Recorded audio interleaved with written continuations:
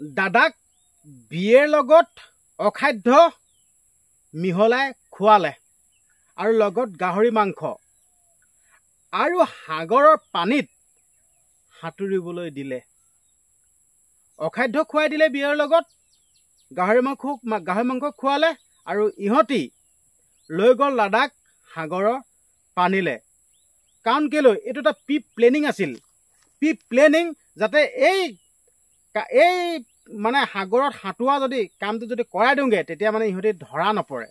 এখন নাটক ৰচিলে। মোৰ মানে মনে বাৰে বাৰে এই কথাটোকে খেলাই আছে। বাৰে বাৰে মানে এই কথাটো খেলাই আছে বাৰে যেন দাদাক ইহঁতি অখাদ্য খোৱালে নেকি? এটি বিয়েৰ লগত অখাদ্য মিক্স কৰি দিলে নেকি? সিহঁতি সাগৰৰ বুকুলে জানি বুজি তাতে শেষ হ'ব বুলি, কাৰণ কেলৈ তেতিয়া আমি ধৰা নপৰিম বুলি সেইকাৰণে লৈ গ'ল নেকি? মোৰ এই কথাটো বাৰে বাৰে মোৰ মনত আহি থাকে। বাৰে বাৰে মানে মই আপোনালোকক স্পষ্টকৈ কৈ দিছোঁ বাৰে বাৰে। কিন্তু এইখিনি কথা হয় নহয় কিন্তু মই নাজানো। কিন্তু হ'লেও মোৰ এইটো মনৰ ভাৱ। মোৰ মনে এইটো কয় যেন এনেকুৱা কিবা এটা কৰিছে নি দাদাৰ লগত। মানে বাৰে বাৰে সেই কথাটোকে মনলৈ আহি থাকে। কিন্তু মই এইখিনি কথা হয় বুলি কৈ দিব নোৱাৰোঁ। কাৰণ কেলৈ যিহেতুকে ছিংগাপুৰত দাদাৰ যেতিয়া মৃত্যু হৈছিল, দাদাৰ মৃত্যু হওঁতে ছিংগাপুৰত পষ্টমৰ্টম কৰিছিল। উন্নত দেশ, উন্নত কথা, উন্নত পদ্ধতিৰে দাদাৰ পষ্টমৰ্টমটো কৰিছিল। পষ্টমৰ্টম কৰাৰ পিছত ৰিপৰ্ট আহিল। ৰিপৰ্টত কি ওলাল আপোনালোকেতো গমেই পায়। তাৰপাছত আকৌ অসমলৈ লৈ আনিল দাদাক। আৰু অসমতো আমি দাবী কৰিলোঁ, দল সংগঠনে দাবী কৰিলে, প্ৰত্যেকে দাবী কৰিলে যেন দাদাৰ পষ্টমৰ্টম আকৌ হ'ব লাগিব। আৰু তেনেকৈ ৰাইজৰ কথা ৰাইজে দাবী কৰিলে, ৰাইজে ক'লে, দল সংগঠনেও ক'লে। আৰু সেই কথাত আমাৰ মাননীয় মুখ্যমন্ত্ৰী হিমন্ত বিশ্ব শৰ্মা ডাঙৰীয়াদেৱো মান্তি হ'ল। আৰু মান্তি হোৱাত পষ্টমৰ্টম কৰিবৰ কাৰণে প্ৰেৰণ কৰিলে। তো এতিয়া সেই পষ্টমৰ্টম ৰিপৰ্টত আচলতে আছে কি ওলাব সেইটো লক্ষণীয় বিষয়। এতিয়ালৈকে পষ্টমৰ্টম ৰিপৰ্ট ওলোৱা নাই বা স্পষ্টীকৰণ দিয়া নাই যেন পষ্টমৰ্টম ৰিপৰ্টত এইটো ওলালে বা কি ওলালে এতিয়ালৈকে কিন্তু অহা নাই। আচলতে কেলৈ ইমান দিন লাগিছে কি কথা কিন্তু নাজানো।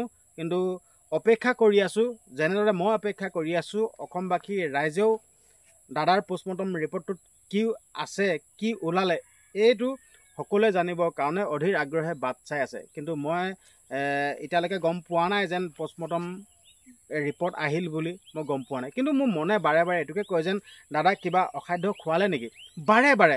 কাৰণ কেলৈ আপোনালোকে সকলোৱে দেখিছে দাদাই যেতিয়া সাগৰৰ বুকুত সাঁতুৰি আছিল, দাদাই কিমান কষ্টত সাঁতুৰি গৈছে, কষ্টত সাঁতুৰি আহি যোনখন ব'টখনত ধৰিবলৈ চেষ্টা কৰিছে আৰু ব'টখনত ধৰিব নোৱাৰি ওপৰলৈ এনেকৈ মুখ কৰি উভত খাই গৈছে। আৰু তেতিয়াও এই কালপিত কেইটাই তেতিয়াও দাদাক বচাবলৈ যোৱা নাই। কিন্তু ইহঁতি কৈ আছে যে দাদাক এনেকৈ বচালোঁ তেনেকৈ বচালোঁ। তহঁতি ভিডিঅ'কেইটাত স্পষ্টকৈ ওলাই আছে, তহঁতি কি বচালিগৈ? যেতিয়া দাদাই সেই ব'টখনত ধৰিবলৈ আহিছিল তেতিয়া এইটো মেনেজাৰটো, এইটো কালপিতটো, মই তাৰ নাম নলওঁ, তাৰ নাম ল'লে মানে সি মুক্তি পাব, তাৰ নাম নলওঁ। সেই মেনেজাৰটোৱে কি কৰিলে, সেই ব'টখনৰ পাছফালে পলাই দিলে। আৰু এইটো বাদ্যযন্ত্ৰৰ লগত সংগত বাদ্য বজোৱাটো এইটো কালপিতটোৱে কৰিলে কি ওচৰতে আছে। আপোনালোকে কওকচোন, আপোনালোকে অসমবাসী ৰাইজ আপোনালোকে কওকচোন দাদাক কি সহায় কৰিলে? দাদাক ইহঁতি প্ৰি প্লেনিং কৰি তালৈ লৈ গ'ল। মই ইমানখিনিয়ে ক'লোঁ।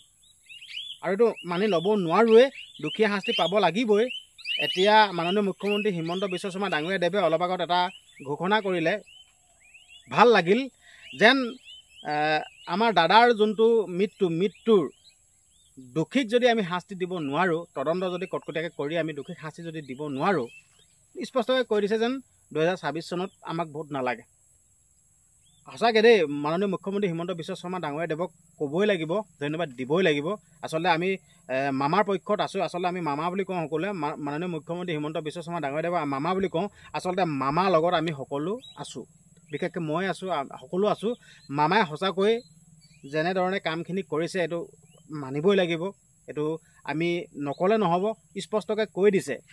যদি দাদাক যদি আমি ন্যায় দিয়াব নোৱাৰোঁ বা জুবিনদাক মানে কৈছে জুবিনদাৰ কথা কৈছে জুবিনক যদি ন্যায় দিয়াব নোৱাৰোঁ ভোট নিদিবি বুলি কৈছে এইজন মানুহক আমি গালি পাৰিলে হ'বনে বাৰু আমিতো গালি পাৰিলে নহ'ব সেইকাৰণে কৈছে আমি অসমবাসী ৰাইজে লগ দিম মামা আপুনি যি কাম কৰে ভাল কামেই কৰে আমি প্ৰশংসা কৰোঁ আপোনাক লগ দিম মুঠত দাদাৰ মৃত্যুৰ ৰহস্য ফাদিল হ'ব লাগে দাদাক কেনেকৈ মৃত্যুমুখলৈ ঠেলি দিলে কি খোৱালে কি নোখোৱালে সেইবিলাক সকলো ওলাব লাগে আৰু ইয়াৰ লগত জড়িত থকা প্ৰত্যেকজন লোক ওলাব লাগিব এজনো লোক সাৰি যাব নোৱাৰিব প্ৰত্যেকজন লোক ওলাব লাগিব আৰু কঠোৰতকৈ কঠোৰতম শাস্তি হ'বই লাগিব ইমানখিনিয়ে ক'লোঁ এতিয়া সিহঁতে নাটক কৰি আছে ইজনে এবাৰ স্পষ্টীকৰণ দিছে সিজনে এবাৰ স্পষ্টীকৰণ দিছে যোৱাকালি মেনেজাৰে এখন চিঠি পঠিয়াইছে আৰে বাবা এতিয়া একাংশ লোকে কৈছে মেনেজাৰে অসমীয়া ক'বই নাজানে সি কেনেকৈ অসমীয়া লিখিবলৈ জানিলে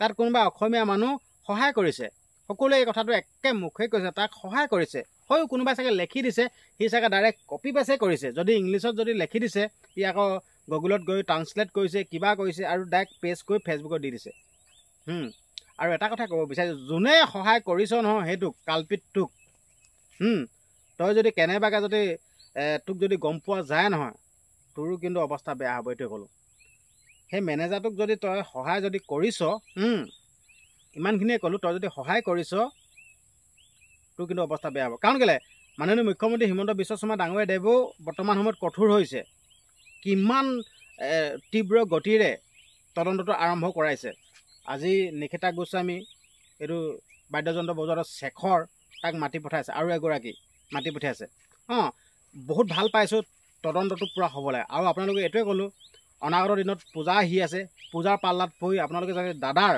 এই যিটো তদন্তৰ ক্ষেত্ৰত আমি যি মাত মাতি আছোঁ যাতে আপোনালোকে পাহৰি নাযাব ইমানখিনিয়ে ক'লোঁ কাৰণ কেলৈ পূজা আহি আছে পূজা বাদ দিয়ক না পূজা বাদ দিয়ক মুঠতে দাদাৰ মৃত্যুৰ তদন্ত লাগে দাদাই ন্যায় পাব লাগিব সিমানখিনিয়ে ক'লোঁ মইতো পূজা এইবাৰ নাচাওঁগৈ কাৰণ কেলৈ ইমান মনটো বেয়া লাগি আছে আচলতে ভাষাৰে বুজাই ক'ব নোৱাৰোঁ বহুত দুখ লাগি আছে কি পূজা মানি থাকিবগৈ আৰু সেইটো কাৰণে ক'ব বিচাৰিছোঁ মুঠত দাদাই ন্যায় পাব লাগিব দাদাই ন্যায় পালেহে দাদা আত্মাৰ শান্তি হ'ব যদি দাদাই যদি ন্যায় নাপায় ন দাদাৰ আত্মা কেতিয়াও শান্তি নাপায় ইমানখিনিয়ে ক'লোঁ আৰু আপোনালোকে আপোনালোকৰ মন্তব্যবিলাক কমেণ্ট বক্সত দিবচোন আচলতে দাদাই ন্যায় পাবনে দুখীয়া শাস্তি পাবনে আপোনাৰ মনে কি কয় প্ৰত্যেকে কমেণ্ট কৰিবচোন আপোনালোকৰ কমেণ্টতো বহুত ডিপেণ্ড কৰে দেই আপোনালোকে যদি কমেণ্ট কৰে নহয় ন আপোনালোকৰ কমেণ্টত বহুত ডিপেণ্ড কৰে কিন্তু আপোনালোকে কিছুমানে কমেণ্ট কৰে কিছুমানে নকৰে মই অনুৰোধ কৰিছোঁ আপোনালোকে কমেণ্ট কৰকচোন আপোনালোকৰ ফালৰ পৰা আপোনালোকে কি ৰায় দিব